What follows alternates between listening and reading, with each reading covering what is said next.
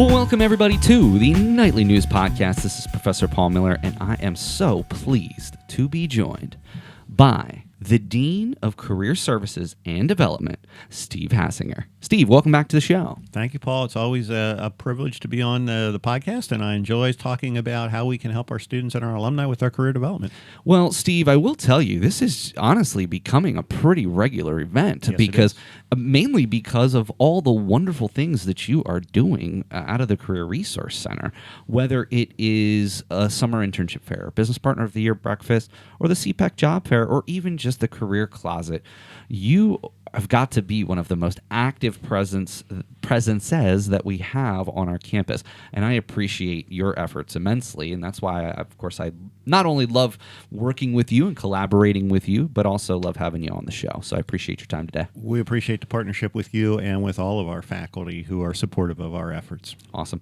We're also being joined by Nightly News Vice President Jamie Harmon. Jamie, thank you so much for joining us this afternoon. Thank you. It's always fun to be on. Jamie is also our news correspondent, has been doing an amazing job doing the nightly news review, sort of a term in review that she does at the end of each term. I've never had the chance to actually ask you about this on the air. Let's put it this way. We are all our own worst critic. How do you feel when you go back and listen to those news podcasts that you do?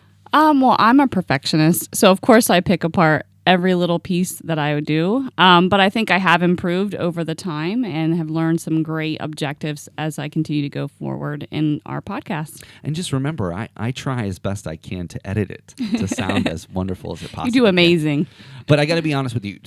Honestly, you do amazing. Steve, before we get into what we're going to discuss today, the CPEC Job Fair, one of the things that I have struggled with for many, many years as a professor is getting people to understand how difficult it is to read off of a sheet of paper. Everyone's like, oh, I can read. Yes, reading is a skill in itself, but very rarely do we read aloud from a sheet of paper. And so that's one of the things that Jamie has run into. I don't even want to say difficulties. It's a tough skill to learn, to be able to not only read off of a paper, but to be able to put inflection on your voice as you read. It is so difficult. I mean, I even struggle with it when I have a script. I mean, it's something that does not necessarily come naturally to me. And that's why, for example, I have a class coming up that is doing a story, creating a script, and we'll read it actually for our next podcast. They're going to just blow it off because, I can read off of a sheet of paper. So they get in here and the pressure's on, and I'm sitting here staring at them. And then that's when it comes to sort of the come to grace moment that reading off a sheet of paper is not easy. So, Jamie, I give you a ton of credit for what you do with the nightly news. Thank you, and I wish them luck. Yeah, she does do a great job. Thank you. Well, so the main focus of today's podcast, Steve, is to preview the upcoming CPEC Job Fair. The CPEC Job Fair is going to take place at the Penn Harris Hotel on Tuesday, February 15th, 2022. This will be the first CPEC Job Fair in person since February of 2020. Last year, it was in a virtual setting, so we can kind of talk about how that went last year. Of course, I know that we've mentioned that on previous episodes, and then we'll sort of talk about some of the challenges that you've had getting ready for this year and how things might be a little different. So let's rewind to 2021. Of course, at this point, there were still some rather significant limitations, especially due to the time of year. If you recall, as I'm sure it's burned in everyone's memory, the summertime last year was good, but certainly the cold times of the year, you're seeing cases increase, much like we're dealing with currently. Right. You made the decision pretty early to do it virtually. So talk a little bit about how that was structured last year in a virtual component of the CPEC Job Fair in 2021. Yeah, we had made that decision late summer, early fall of 2020. And at that point, some of the schools that are involved with CPEC were still virtual. They weren't on campus. They weren't sure if they were going to be on campus, come February of 2021.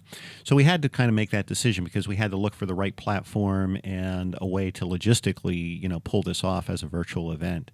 When we did make that decision, we decided to go with Handshake as the platform that we used. A number of the schools in the consortium are Handshake users. They use that for their job postings and their internships and so forth. Central Penn was not. And just to clarify, Handshake is just an online web platform. Correct. Yeah, it's a job and resume posting platform that many schools use for their career development. However, we were able to use Messiah University's platform, and the 15 schools that are members of CPEC were able to have their students and their alumni participate that way. I think it went well. In my mind, there's just no substitute for being there in person. Being able to meet in person. Yeah, you can see eye to eye virtually, but, I think even by winter of last year, by February of last year, people were starting to get a little tired of the virtual environment. Zoom fatigue. Yeah, exactly. Now, the one thing I will say that was a plus to doing it that way is that students and alumni who were seeking jobs or internships were able to set up individual appointments with the employers.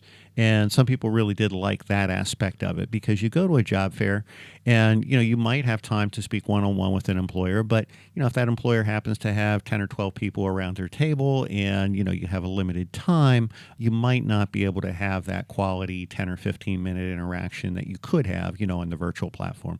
So that was a plus. And as I said, I think overall it went well, but everybody was really ready to get back to an in-person format this year. Just want to give some insight on my experiences with it. I always attend these job fairs. Most of the time, it's just to lend you guys some support, lend a helping hand. Also, often bringing my classes along, which is a big piece of my own teaching philosophy, getting them involved with career events and certainly your office. Why I liked it was because depending on where you were, you had some different options. So to your point, you could have made a 15-minute appointment with these employers. Correct. Secondly, though, let's say that you're just more interested in learning about the company. They did like 15-minute blocks that many people could come to, and they could learn more about the company before maybe they engaged further with those individuals. I liked it, but I'm just like you, Steve. Yeah. I like being in person. Jamie, I know that you've been a part of some of the job fairs that we've done here in the past. Again, in fact, it's almost unfair to compare in person versus virtual. But what were some of your experiences on some of these job fairs? I think it's great for the in-person because you really get to make an impact, but I do see the importance of a virtual aspect as well. I mean, as long as you're following the same kind of recommendations and arriving with a resume and dressing appropriately and professionally for both types of avenues, I feel like you're set for both virtual or in-person. Well, you make a really good point, and Steve, I think this is also interesting to talk about, is regardless of if it's online or in person, you really should be following the same type of template in order to how to approach a job fair. Obviously, being prepared, knowing about the companies that you're going to speak with, dressing the part.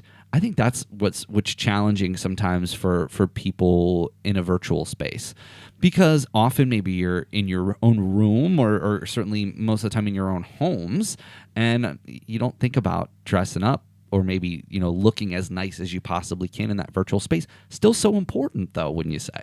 It is. And, as I talk to employers over the past year and a half, they have those stories of, the person who was sitting in bed, in their pajamas or in their sweatpants or whatever. So, yeah, I mean, you are still making that first impression, whether you're there physically in front of them or if you're face-to-face, via a camera in a remote location.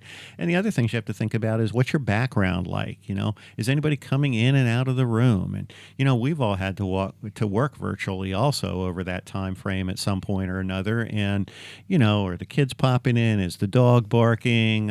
We had one of our graduates who was doing kind of an informational interview. It wasn't a job interview, but she was talking with another one of our alums who works for a company for an informational interview, and the dog threw up in the background. Oh, my. So you kind of want to avoid those types of things, and make the best first impression that you can. I think what's interesting to talk about here, Steve, is how the pandemic has impacted networking. Yeah. And now, obviously, you're back in a in-person setting here for CPEC. Is there anything virtual associated with CPEC this year outside of the in-person fair? There is not at this point. I mean, we belong to some other organizations that are doing some virtual events. CPEC's primary function is this job and internship fair, as well as some professional development for the members like myself and Kristen Fike, who are members of the organization. So we've had our meetings virtual up until now. As we record this, we're 2 days away from our final planning meeting, and we are going to get in person. For those people who are able to travel and to get in person, we're going to meet together at Penn State Harrisburg for this final planning meeting. So we've done our planning meetings through Zoom. We've done a little bit of professional development that way as well, but nothing geared towards students and alumni virtual. I think what we continue to see, whether it's the discussion of remote work, which we've talked about before, and if we have time, we can chat about. But if nothing else, I wonder if all of the things that we've learned from the pandemic, if you might start seeing some more virtual events. Now, I know that is absolutely the case. As I think on 2 or 3 occasions this term already, you have sent me links to virtual job fairs. Do you think that moving forward, these in-person job fairs might also feature a virtual element to them moving forward? Not even just necessarily CPEC, but just in a general sense. Yeah, there are some events that are happening like that, where they have an in-person component and a virtual component. So it's kind of a hybrid type of event. I just saw one this past week. I believe it was another consortium out in the western part of the state that they were saying, on this date is the in-person event, and then the following day or even later that afternoon, in some cases, is the virtual event. And there is value to that. And as we talk to employers more and more are going to be using, virtual platforms to be able to do some interviewing, to do maybe some general information sessions about that employer. So it's not going to go away even if we get beyond this pandemic. There's still going to be that virtual piece of recruiting and job fairs and things like that, I think. And, the benefit is that somebody who can't maybe travel to an in-person event is able to interact that way. With CPEC last year, we did have some employers join us who had not joined us before, who were outside of the area, who maybe would not have made the trip to Camp Hill for a 4-hour job fair, but because it was virtual and they were able to do so from their office or from their home or whatever the case may be, were able to join us. So there are definitely benefits to both. I also think that part of certainly why I want to have you on, of course, to promote the event, but also to prepare students for this. And this is, Jamie, really what I want you to share with us. Now, Jamie is a senior, so Yay. She's had some opportunities to attend both virtual and in-person job fairs. Regardless of what modality that it's in, can you kind of just give us a checklist of some of the things that somebody maybe going to a job fair for the first or maybe even their second time should kind of follow in order to take the most away from it? Sure. I think, first of all, you need to become familiarized with actually the companies that will be at the job fair. And I think you guys mentioned a little bit before, having some background information about the particular companies that you might be interested in, so that when you get to talking to a representative or start building that relationship, you have some knowledge about the company that you're interested in.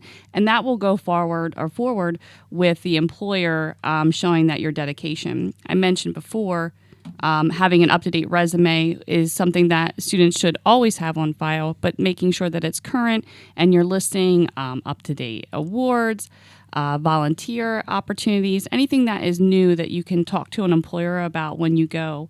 And I mentioned also previously about your dress. I think that it's important that you remain in a professional dress and look the part that you're looking to go to apply for.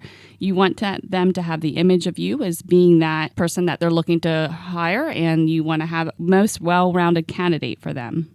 I love how you talked about really taking a strong look at that resume. What are some things that you can bring to the table? And interestingly enough, part of what I do in some of my classes is I make people do resumes or do updated resumes. And one of the biggest things I continually am surprised by is how few students actually take the time to set up like an additional section about their volunteer work. I know that to me, obviously, most employers are going to stress the experience, and that makes perfect sense. But Steve, to me, the volunteer work shows a different side of an employee, which often is so difficult to differentiate yourself on a piece of paper. And it's always something that I push the students to do, is to try to highlight some of that volunteer work that they've done on their resume. Absolutely. Jamie used the term well-rounded, and it does show, that person is well-rounded, that they're doing not just what's required of them, but they're going above and beyond that and wanting to contribute back to the community. And honestly, most employers have some aspect of community service built into their mission or, what they believe in as an employer. You might even hit upon an employer who has done, who supports volunteer work at the same agency that you've been doing volunteer work. Plus, it's a great way to network with other people and to start building that network. So there's just so many advantages to getting out there in the community and doing volunteer work and giving back, and then being able to put that on your resume and reflect that. And Steve, one of the most fond memories, at least from the last year of myself here, is getting to share some time with you working at the Bethesda Mission. Jamie also came along, and actually I think she put in a bit more time than even we did. She did. But I got to be honest, that is something that, even though we were there 2 hours each time, that is something that is memorable. Yeah. And is something that we clearly left there. Number one, they were the nicest people. Yeah. Every single time we were over there, they thanked us 50 times, which was just fantastic and much appreciated. Yeah. But it's something when you're helping people, it really has a big impact. But also, Steve, back to our theme here, those are the tiebreakers that I kind of call it on a resume. Okay, you have people, yes, we're looking for people with a degree who have a good GPA, especially for entry level, maybe a year or two of experience at maybe in a club or with some work experience. You're going to have many of those often for the same job. It could be that volunteer work that sets you apart. Yeah, absolutely. And, for our students who don't have experience in the field that they're going into, being able to volunteer at an agency, maybe that relates somewhat to what you want to do. Again, there's that networking aspect, but we will help students put that on their resume and really list it like they would a job, in a volunteer section, and list out some of those things that they did and accomplished with that volunteer work as well. So I want to take the last couple of minutes here to take a look at CPEC.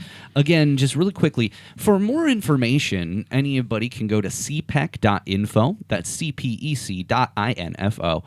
to find out more information about not only the colleges who are participating, but also some of the employers. We encourage you to do that. There's also a CPEC app. Yes. Tell us more about that. Yeah, thank you. That's where I wanted to go next. The CPEC app will be available to download by the time that this podcast is released. It makes it really easy to research those employers, as Jamie was saying, is so important. So you're just going to look for CPEC Job Fair in your app store. You can download it to your phone. You can research the companies. You can find out what table number they're going to be at, so you can go right to that table. And there's helpful tips on there for the job fair, a lot of the things that we've been talking about. So it makes it really easy to do your research. Plus, the app will be on your phone after the job fair as well. So you can go back if you want to follow up with that employer and you want to kind of remind yourself a little bit about the company and some of the types of positions that they were looking to fill or the internships they were looking to fill and so forth. So the CPEC app has been a really nice ad that we had available the last time we did the job fair in person as well. Yeah. I got to be honest, last time that saved me because not only was it really helpful for the students who came along, it was helpful for me. But one of the things I like to do at the job fairs is I like to network myself. Sure. I'm always on the lookout for potential internships for my students. And so I try to take advantage of the job fair just as much as the students do, so I can try to find them some opportunities.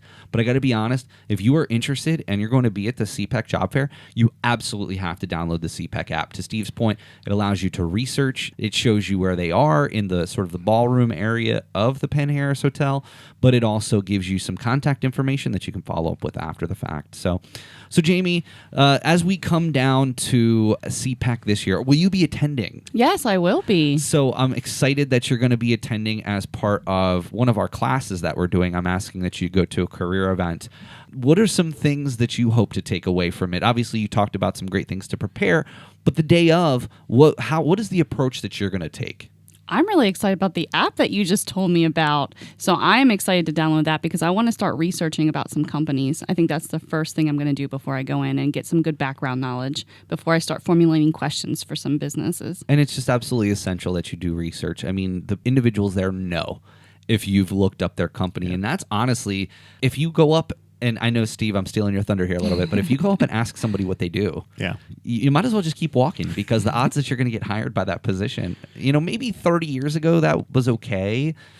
But now we live in the information age. There's no way you should be asking anybody anything like that. Especially because we've made it so easy, I mean, when we first became a member of CPEC back in, I think 2004 it was the first job fair, and you had this big booklet that you would get when you walked in, So we're saving some trees here too. Yay. But it's so easy now to download it to your phone and to just, click on that employer and just learn a little bit about it. You don't have to memorize everything, but learn a little bit about them. So, there's really no excuse for walking up to a table now and saying, what are you all about, or what do you do here?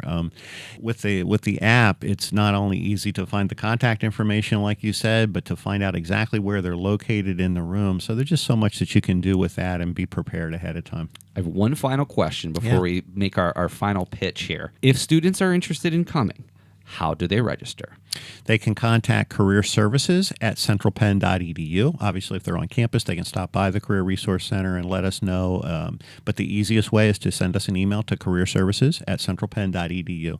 The other thing I want to let them know is if they are on the Summerdale campus and they need transportation to get over to the Penn Harris, we will provide that transportation, but we need to know ahead of time. If we don't have any students reach out to us and tell us that they need transportation, we're not going to run the van back and forth. But if they need transportation, they simply need to let us know when they're available to go, and Mrs. Fike and myself will drive that van back and forth and get them over to the CPEC Fair. Fingers crossed that it's a beautiful day and we don't have to worry about weather. But you know what? You've been doing this in the February time frame for a long time, and it was never snowed out, was it? It was not, since we've been involved with it, and we've had I don't want to jinx knock some on wood. yeah, we've had some shaky days, but no, it's never totally been canceled. Well, we are going to, fingers crossed, that we have a beautiful day on Tuesday, February 15th. Well, Steve, as always, I just want to wrap this up. Again, CPEC Job Fair, the largest job fair that the Career Services here at Central Penn is involved in. That's going to take place on Tuesday, February 15th from 10 a.m. to 2 p.m. at the formerly Radisson, now called the Penn Harris Hotel by Wyndham. That's in Camp Hill. Of course, you can just put that in your GPS and it'll take you right there, or you can go to the website for more information. Steve, I can't wait to be there. I'm so looking forward to being a part of the CPEC Job Fair. I will be there with bells on bright and early, and I'm happy to not only help you, but to help our students to feel comfortable. We appreciate your support. I know your students appreciate your support as well, and we're looking forward to having a great event. And if any students do need assistance with dressing professionally for the event, just as a final reminder, we have a clothing closet that is filled with professional clothing. So they just need to contact us prior to the event, let us know, and we'll make an appointment for them to visit our career closet as well. Career Services at centralpenn.edu is your gateway to all of this. Wonderful, wonderful things to get you not only ready for CPEC, but to register as well.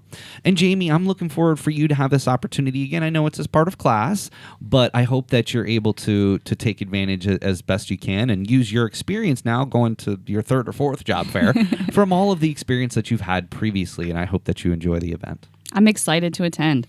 All right. Well, that's going to do it for another episode of the Nightly News Podcast. For the Dean of Career Services and Advancement, Steve Hassinger, and Nightly News Vice President Jamie Harmon, this is Professor Paul Miller, and we'll see you next time on the Nightly News Podcast.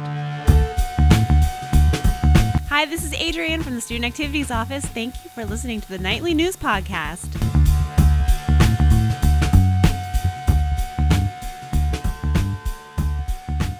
Welcome, everyone, to the Nightly News Podcast. This is Professor Paul Miller, and I am so happy to be joining you today from the Nasir Harris Podcast Studio here at the Summerdale campus of Central Penn College. We are being joined by the Dean of Equity and Student Success, Megan Peterson. Megan, it's been such a long time. We were just talking off air. Gosh, I can't even remember the last time we had you on the show. It's been a while, but I'm really excited to be back. We are so happy to have you, and we are going to be talking about a really important initiative here started by Megan's office called What in the World Wednesdays. These events are going to take place every other week, and they have been taking place every other week. Upcoming events will be February 2nd, February 16th, and March the 2nd, and they take place in the ATEC Lounge at noon. You can just stop by. There's no necessarily requirements or reservations needed. And it's just a very open and honest conversation about what is going on in the world, mainly current events focused. So we're going to be talking about that today. Also being joined by nightly news reporter Sarah Whitmire. Sarah, welcome back to the show. Hi. Well, Sarah, the one thing is I really appreciate this is now is this your fourth podcast at this point? My third. Third podcast at this point. Actually, what's interesting is, Sarah, we had somebody who was unable to make a show, and I was on my way over to the studio, and I saw Sarah walking, and I said, "Hey, Sarah, can you be on a podcast here really quickly?" And she jumped right in, and I appreciate that. Sarah is one of our valued members of the Nightly News Media Club, and now in her second term, already had a few pieces published. You're in the most recent publication, so you're moving on up in the ranks of the Nightly News Media Club, and we appreciate that very much. All right, well, Megan, let's get down to business here. We want to talk about What in the World Wednesdays. Let's first start so this is a relatively new initiative here at the college. Tell us a little bit more about how this came to be, what the function and purpose of it is, and what some of your experiences have been to this point. Sure. So What in the World Wednesdays started partway through the summer term. So we're just entering our second full term of this program. So this was an initiative that was the brainchild of the Institutional Diversity and Equity Committee. And we were really trying to find a way that we could provide a space for students to talk about what's happening in the world and have just kind of an open, facilitated conversation, no real set agenda, just a really open conversation about what's happening. And so we thought a good way to provide that space would be to do this every other week program where we just open it up to talk about what's in the world, or what's going on in the world. So when we first started this program, we didn't really come with any set plans of what to talk about, just left it open for what students wanted to discuss. And we found that some students were coming and saying, I'm interested in this, but I don't know what's going on to know what I want to talk about.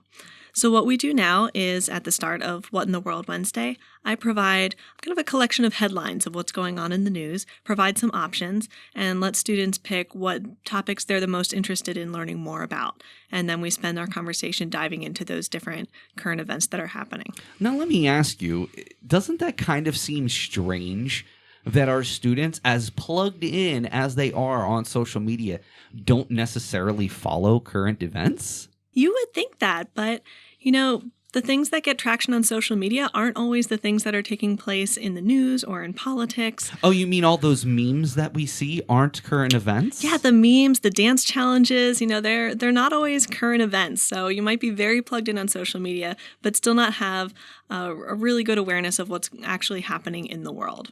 So would you say, when we were talking about this tell us a little bit more about where this came from. So you kind of talked about, what some of the goals were, but as the person who's facilitating this, in your experience, what have you seen students kind of take away from this after coming to one of these sessions? I think students really come away from these sessions with a greater understanding of what's happening in the world, why it matters to them, how it might impact them, and just a greater awareness of maybe where to find news stories. So sometimes we'll be talking about a current event story, and I'll say, oh, well, there was this other article or this podcast, let me send you a link after we're done. And providing those kind of options and avenues for students to stay plugged into the news after we're having these conversations. Sarah, now, obviously, we talked about your role with the Nightly News.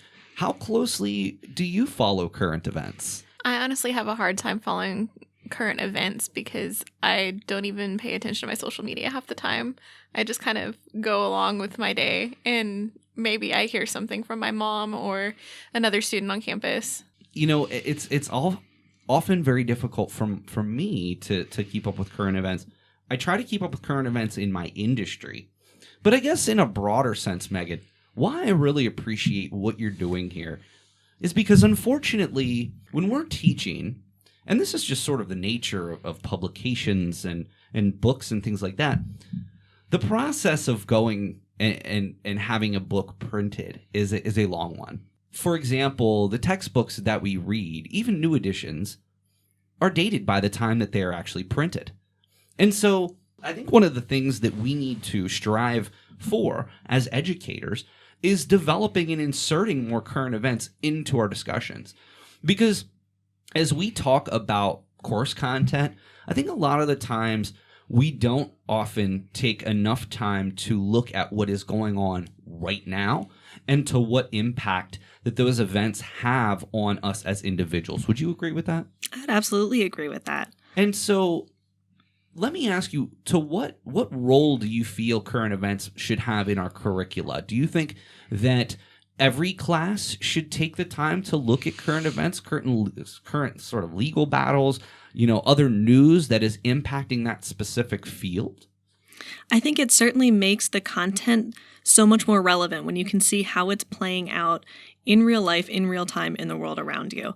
I think that really helps connect the concepts to kind of practical application. And kind of in a larger sense, I think it's important that we stay plugged into current events because we want to be engaged citizens. And in order to be engaged citizens, we need to be informed about what's happening so that we can have informed opinions about what's going on around us. I think what's really interesting here, some of the research that I've done centers around how we create echo chambers through our social media.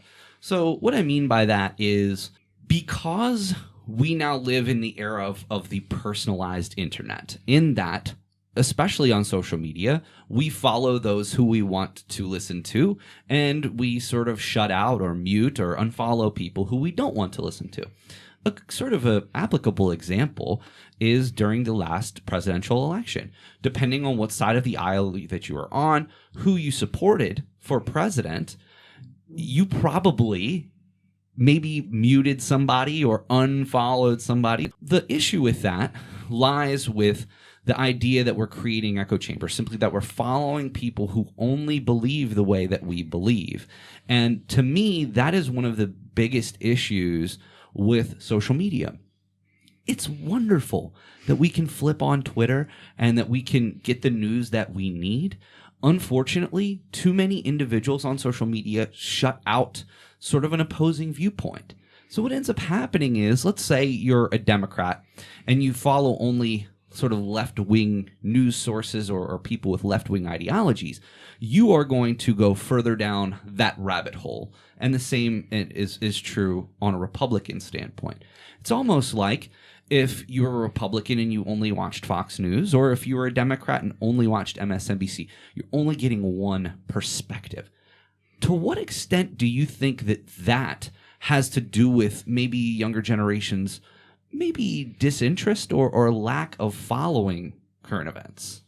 I think that really plays into it. I think the polarization that we're seeing in our current political landscape is a real turnoff for a lot of people, especially for folks that may be more in the middle that don't identify kind of far to the left or far to the right. They find the really polarizing news stories to make them want to unplug from the news. And so much of what is happening in the news and politics is not happening in the extremes. It is happening in the middle, and it is impacting our day-to-day. So I think our social media algorithms, the media that we're ingesting is not always giving us kind of that full broad perspective of what's happening. One thing that I try to do is I'm selecting stories and headlines for us to look at in What in the World Wednesdays is I try to pull from a variety of different news sources. So it's not all articles from CNN. We're looking at maybe The Guardian. We're looking at New York Times or Washington Post. I'm trying to pull from a variety of different media sources so that we're getting different opinions about the different stories so that you can see kind of, the truth usually lies somewhere in the middle. One exercise that I have done in some of my classes when we talk about political news is I will take the same story from multiple news organizations and analyze the differences between the way that these stories are represented. For example, I know in the past, I've shown the same news story on CNN and Fox News, and it is unbelievable how different it is.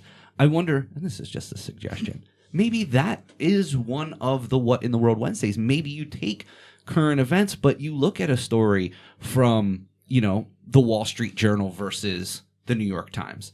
The Wall Street Journal is slightly right, the New York Times slightly left. So maybe you can find a story about the same thing from two different sources and have students take a look at how that actually impacts the way the message is delivered. It's very eye-opening when you see it. Like, we can talk about left versus right. We can talk about media polarization, but until you actually see it, it doesn't necessarily resonate with you the way that it might otherwise. And if you want to take that even a step further, look at the same story from Fox News, from CNN, and then from a non-American news source. Like, look at how BBC or Al Jazeera is covering that same story, and you'll get a very different perspective there as well. And this is actually, Sarah, something we were alluding to in class last night. Now, back to our previous discussion. Have you ever found yourself shutting off other sort of voices on social media that didn't necessarily, jive with your own ideologies?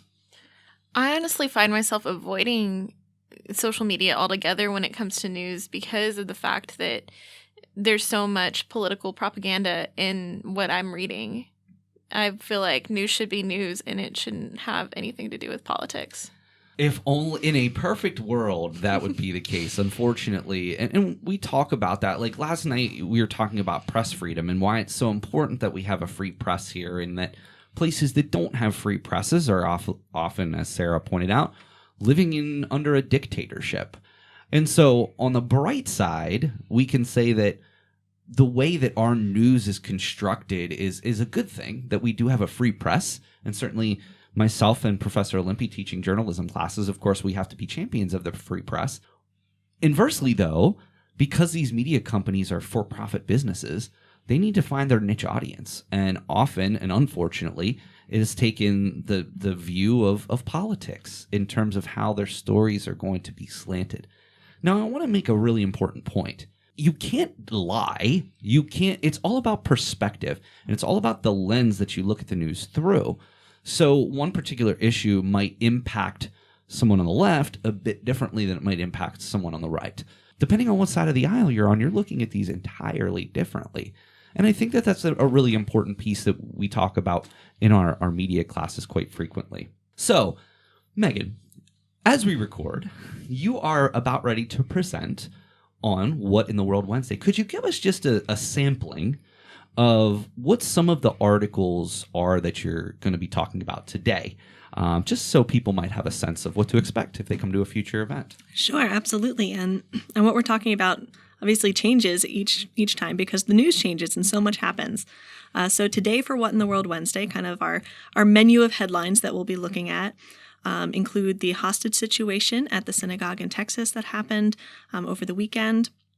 We'll be looking at the volcanic eruption in Tonga and what that means for the world environmentally as well as for the people of Tonga.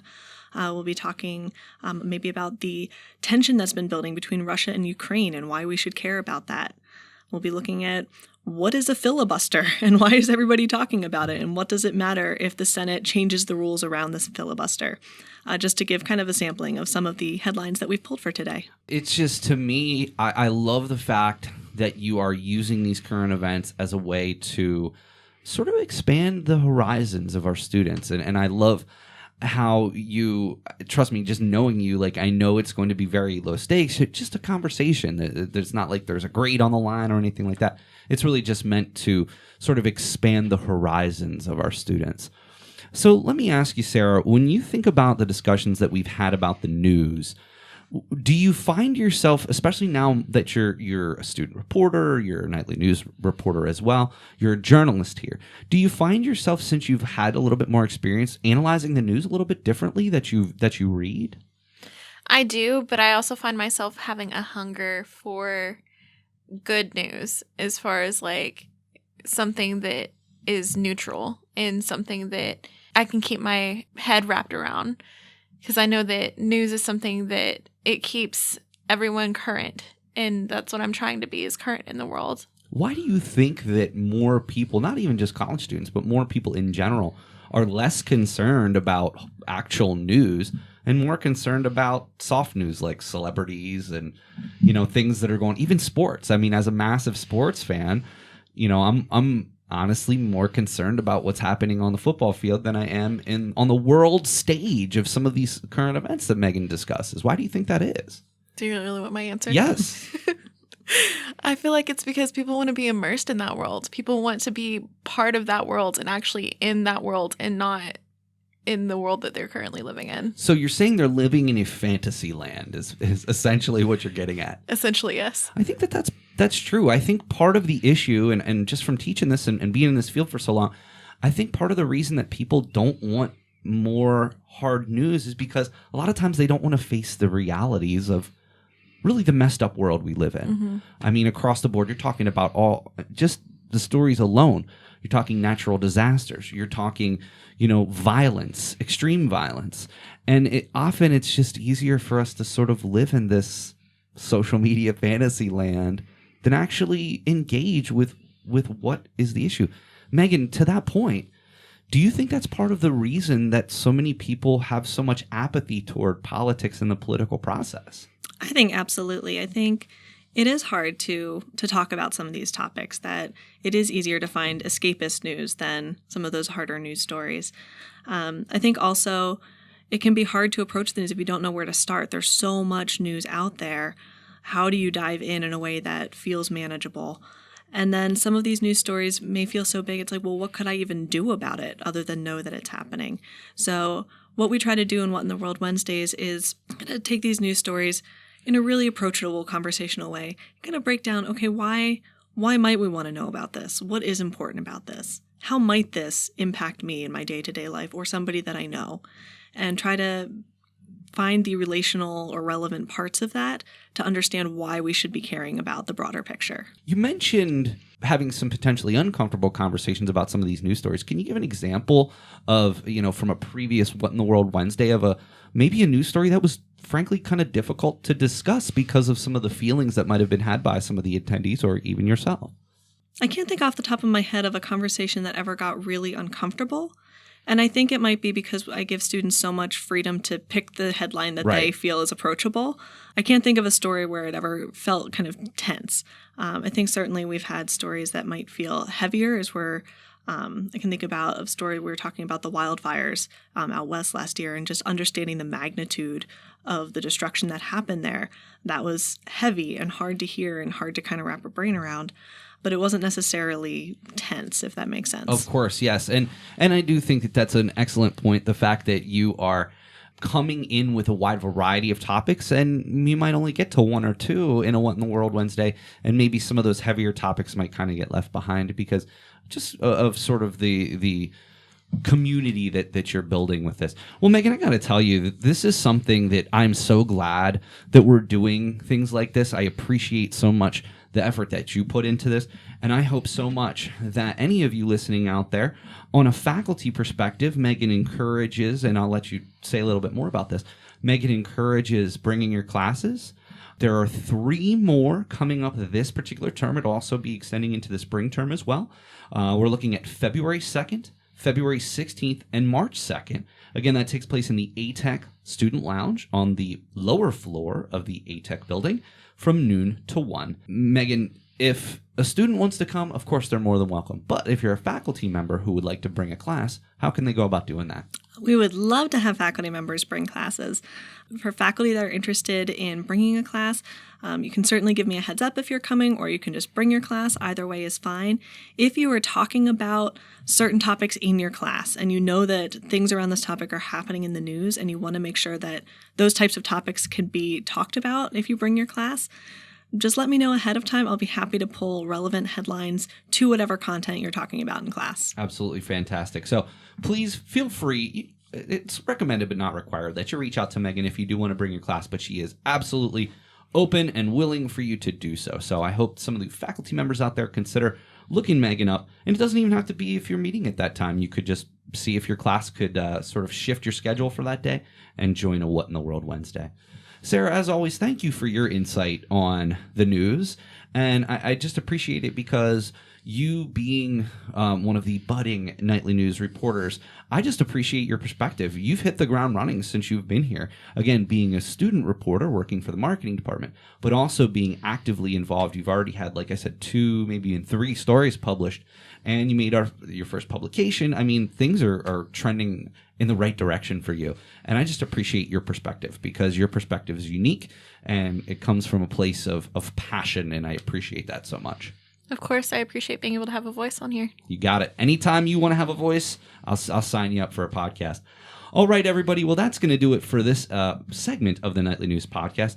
Megan, I want to thank you so much for being here. Thank you for taking time out of your day to join us. Thank you for having me. I always love coming on the podcast. And we'll have you back again soon. I promise it won't be 2 years before we have you on again. And Sarah, as always, thank you for taking your time out to join us today. Of course. All right, well, that's going to do it for this segment of the Nightly News Podcast. Special thanks to the Dean of Equity and Student Success, Megan Peterson, and Nightly News reporter, Sarah Whitmire. Until next time, this is Professor Paul Miller, and we'll see you next time on the Nightly News Podcast.